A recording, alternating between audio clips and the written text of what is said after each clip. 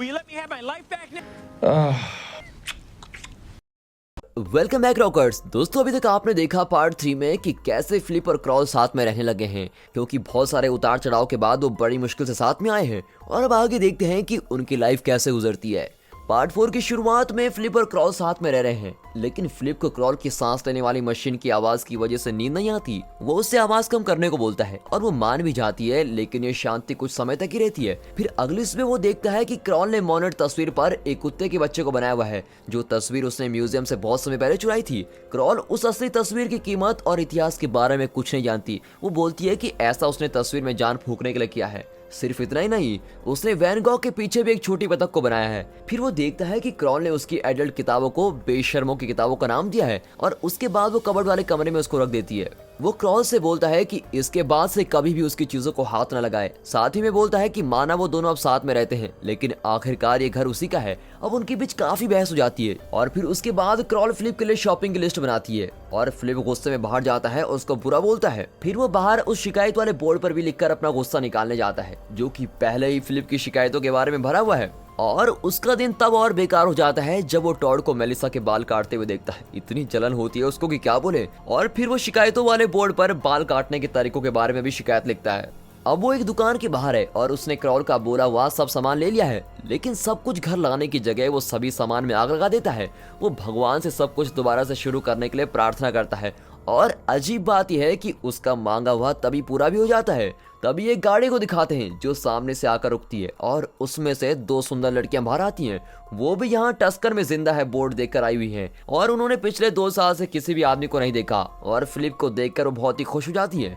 Flip भी उतना ही खुश होता है, लेकिन जब उससे पूछा जाता है कि क्या वो किसी और को जानता है, वो कुछ नहीं बोलता। फिर कुछ देर सोचने के बाद वो बोलता है कि टस्कर में वो सिर्फ एक ही आदमी बचा है। वो इस बात का फायदा उठाना चाहता है ताकि वो दोनों सुंदर लड़कियों के करीब हो सके। वो लड़कियां अपना नाम गेल और एरिका बताती हैं। गेल उम्र में थोड़ी बड़ी है, जो कि फिलिप को पसंद है, जबकि एरिका एक ऑस्ट्रेलियन है, जो कि फिलिप को काफी आकर्षक लगती है। वो दोनों फिलिप को अपने घर ले जाती हैं और उसकी मिलने की खुशी का जश्न मनाने के लिए साथ में शराब पीते हैं। वो बताती हैं कि वो दोनों जब व्हाइट हाउस में रुके हुए थे तब वो पहली बार मिले थे और तब से वो दोनों एक दूसरे के साथ रह रही हैं। और वो घुमा फिराकर बताई देती हैं कि वो दोनों अभी तक एक दूसरे के साथ सेक्सुअल रिश्ते में भी हैं।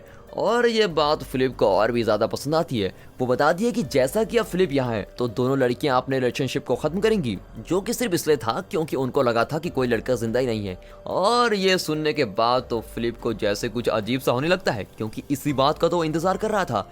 अब तक उसकी जिंदगी का ये सबसे अच्छा समय है। वो अपनी अंगूठी को देखता है और इससे उसको क्रॉल की याद आ जाती है और वो कुछ देर के लिए घर जाने के बारे में सोचता है। फिर वो वहां से जाता है, लेकिन उससे पहले वो उन लड़कियों से वादा करता है कि वो रात को खाने के लिए वापस जरूर आएगा। फिर घर पर वो क्रॉल का मंगवाया हुआ सारा सामान लेकर पहुंच जाता है और मुस्कुराते हुए बात करता है, लेकिन कहीं न कहीं उसकी मुस्कुराहट में जो वो कर रहा है उसके लिए शर्मिंदगी भी है। फिर भी वो अभी तक कहाँ रह गया था और कहाँ जाने वाला है उसके लिए बहाने बना रहा है। वो बोलता है कि वो आज रात को कैंपिंग पर खुद को अच्छा महसूस करने के लिए जाएगा। क्रॉल ध्यान देती है कि वो अच्छे मूड में है और वो उसके लिए बहुत ही खुश है। वैसे तो फ्लिप कैंपिंग का कोई सामान नहीं लेकर जाता, लेकिन क्रॉल भी इस बात पर कोई ध्यान नहीं देती। अब इसके बाद फिलिप अपने पसंद के बारे में जाता है और कपड़े पहन लेता है। वो अपने बॉल वाले दोस्तों से गैल और एरिका के बारे में पूछता है। वो ऐसे ड्रामा कर रहा है जैसे कि उसके बॉल वाले दोस्त उसका साथ दे रहे हैं और वो खुद को ऐसे मना लेता है जैसे कि वो बहुत सही काम कर रहा है। इसके साथ ही वो सोच रहा होता है कि वैसे भी क्रॉल बोलती है कि जब वो खुश रहती है तभी फिलिप खुश रहेगा और इसीलिए वो खुद को खुश करने के लिए किसी और लड़कियों के साथ सोने के लिए बिल्कुल तैयार है। अब वो एरिका और गैल से मिलकर उन्हें शराब देता है। वो एक दूसरे की सुंदरता के लिए तारीफ करते हैं और फिर खाने के लिए चले जाते हैं। गैल एक शेफ है और जो भी पैकेट वाला सामान उसके पास है उन सब से उसने काफी सारा महंगा और टेस्टी खाना बनाया है। दूसरी तरफ दिखाते हैं कि क्रॉल, मेलिसा और टॉड साथ में रात को खाना खा रहे होते हैं।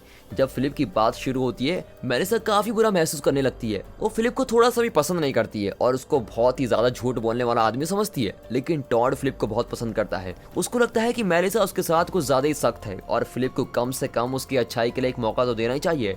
और जब टॉड अपने दोस्त के बारे में बता रहा होता है कि वो कितना अच्छा इंसान है, तब यहाँ गैल और एरिका फिलिप को बहुत सारी शराब पिला रही होती है। सब कुछ बहुत ही अच्छा चल रहा होता है, लेकिन तभी वो गलती से बड़ी उम्र की लड़कियां और ब्लैक लड़कियों पर कोई कमेंट करता है। अब लड़कियां इस बात को पसंद नहीं करती हैं और फिलिप से पीछे होने लगती हैं।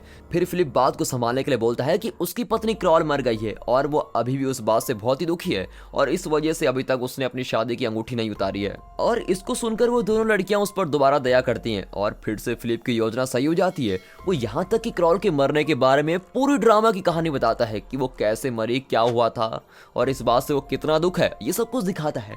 और उसको अच्छा महसूस कराने के लिए दोनों लड़कियां उसके साथ बिना कपड़ों के नहाने और गर्म पानी के झरने में चलने के लिए बोलती हैं। अब ये बात सुनकर फिलिप के अंदर धक धक होने लगता है और बहुत ही खुशी से उसका कूदने का मन करता है। वो जानता है कि आज उसकी रात बहुत ही अच्छी होने वाली है और इसीलिए वो बहुत ही खुश है। दोस्तों वीडियो पॉज करके सोचिए, जैसा कि क्रॉल एक बहुत ही अच्छी लड़की है, आपको क्या लगता है जब फिलिप को क्रॉल में कोई ज्यादा दिलचस्पी है ही नहीं तो क्या उसको ऐसा करना चाहिए या सीधे सीधे तलाक मांग लेना चाहिए? कमेंट सेक्शन में जरूर बताइएगा। अब दूसरी तरफ क्रॉल सोच रही होती है कि उसको अपने पति के लिए कुछ अच्छा करना चाहिए क्योंकि वो उसके साथ पिछले कुछ दिनों से अच्छी चीजें कर रहा है।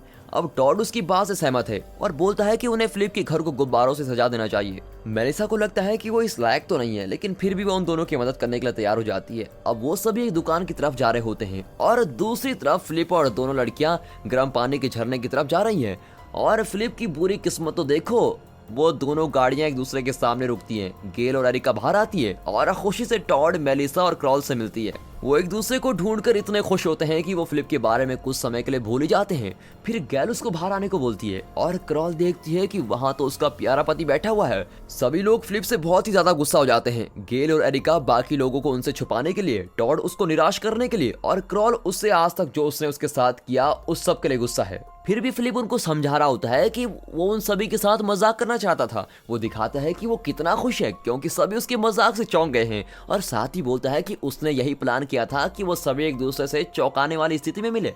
लेकिन कोई उसकी बात नहीं मानता, लेकिन फिर भी वो उनको मनाने की कोशिश करता रहता है कि वो बस एक मजाक ही था। फिर उनको पता लगता है कि उसने क्रॉल के मरने की भी झूठी कहानी बताई और इस बात से बचने के लिए वो बेकार की कहानी बनाना शुरू करता है कि इस वायरस के आने से पहले क्रॉल नाम की एक लड़की थी जिससे उसकी शादी भी हुई थी। लेकिन सभी उसको बुरी नजर से देख रहे होते हैं और आखिर में वो सभी उसको घिनौना बोलकर उसको अकेला छोड़कर वहां से चले जाते हैं। बेचारा फिलिप, जिसने सोचा हुआ था कि आज उसकी सबसे अच्छी रात होने वाली है, देखो उसके साथ क्या हो गया और बेचारे को पूरी रात पैदल चलना पड़ता है। अब दोनों नई लड़कियां टॉड और मेलिसा बातें कर रहे होते हैं और दूध की बनी चीजें खा रहे हैं और तभी फिलिप वहां जाता है और उनसे ऐसे बातें करने की कोशिश करता है जैसे कि कुछ हुआ ही ना हो, लेकिन वो उसकी बातों का कोई जवाब नहीं देती और फिर भी फिलिप कोशिश करता रहता है, लेकिन आखिर में नाकामी हो जाता है। अब इसके बाद वो अपने घर जाता है जहाँ क्रॉल उसका इंतजार कर रही है। वो गुस्से में बड़ी अजीब आवाजें निकाल रही होती हैं और दिखाती तो ऐसा है जैसे कि वो फिलिप से माफी मांगने वाली है और फिलिप भी कहता है कि वो बस मजाक ही कर रहा था। लेकिन फिर क्रॉल अपने असली रूप में आती है और उसको बदमाश बोलती है और घर से बाहर निकाल देती है। वैसे तो ये फिलिप का ही घर है, लेकिन वो जानता है कि उसने क्रॉल से बहस करने का हक भी खो दिया है। अब वो दुख में जाते हुए क्रॉल और अपनी तस्वीर को देखता है। फिर रात को वो अपने पसंद वाले बार में अपने बॉल वाले दोस्तों के साथ रुकता है जो कि हमेशा उसका साथ देते हैं। उसको विश्वास है कि अगर वो पूरी रात घर नहीं जाएगा तो कोई ना कोई उसको लेने तो जरूर आएगा। वो पूल खेलने वाले टेबल पर ही सो जाता है और उसी जगह को ज्यादा आराम वाली जगह बताता है। जब कोई उसको ढूंढते हुए पूरे दिन भर वहां नहीं आता तो वो शराब की बोतल्स को अपने बॉल वाले दोस्तों के लिए उछालकर खुद का वक्त गुजार रहा होता है। यहाँ दूसरी तरफ गेल और एरिका क्रॉल के साथ दोस्ती करने की कोशिश करती हैं। वो क्रॉल के लिए खाने के लिए कुछ लाई हैं और फिलिप पर विश्वास करने के लिए माफी भी मांगती है। वैसे तो यहाँ उन दोनों की कोई गलती नहीं है, लेकिन क्रॉल उन पर भी आरोप लगाती है। वो सोचती है कि किसी ऐसे लड़के के साथ सेक्स करने के लिए मान जाना जो कि उनको बस कुछ समय पहले ही मिला हो, ये बात क्रॉल को बिल्कुल गलत लगती है। फिर ये सुनकर दोनों लड़कियां वहां से चली जाती हैं और अपना खाने का सामान भी साथ लेके जाती हैं। इसके बाद मेलिसा और टॉड भी क्रॉल से बात करने आते हैं। क्रॉल मुश्किल से कुछ कह पाती है और उनको भी रूखे जवाब देती है। क्रॉल उनसे कहीं न कहीं जल रही होती है क्योंकि उन दोनों का रिश्ता तो बहुत ही अच्छा चल रहा है, लेकिन क्रॉल ऐसा दिखाती है कि जैसे उसको उन दोनों के रिश्ते से कोई फर्क ही नहीं पड़ता। वो ठीक है, इस बात का विश्वास दिलाने के लिए वो मेलिसा और टॉड को किस करने के लिए बोलती है। उनकी बातचीत के खत्म होने पर मेलिसा और टॉड भी समझ जाते हैं कि वो उसकी कोई मदद नहीं कर सकते, लेकिन जाने से पहले वो क्रॉल को कह देते हैं कि अगर कोई भी जरूरत पड़े तो हमको जरूर बताना। फिर बार में 2 दिन रहने के बाद फिलिप को यकीन हो जाता है कि पक्का उसको लेने कोई नहीं आने वाला है। वो सोचता है कि काश वो एक अलग तरह का इंसान होता, तभी उसको कुछ सूझता है। अब वो क्रॉल के घर माइक बनकर जाता है और बताता है कि फिलिप उसका जुड़वा भाई है और उसमें बस यही फर्क है कि माइक के बाल बस घुंघराले हैं। अब क्रॉल बिना कुछ बोले हुए उसके मुंह पर ही दरवाजा बंद कर देती है।